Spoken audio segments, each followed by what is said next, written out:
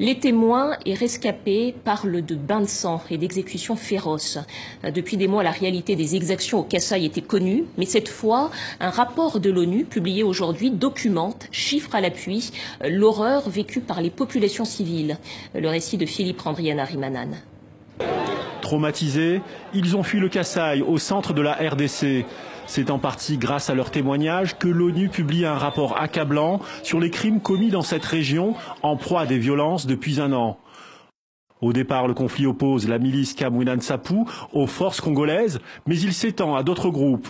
L'enquête de l'ONU lève un voile sur l'ampleur des massacres.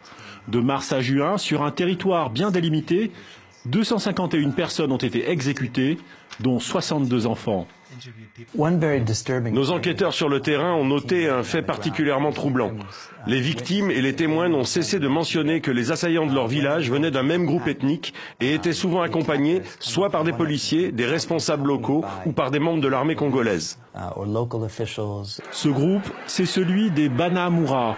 La milice qu'ils ont formée est soupçonnée de vouloir éliminer les populations Luba et Lulua dans les villages qu'ils attaquent. Les populations victimes témoignent d'atrocités abominables, des personnes décapitées, brûlées vives ou éventrées, une situation qui pourrait dégénérer en conflit ethnique incontrôlable.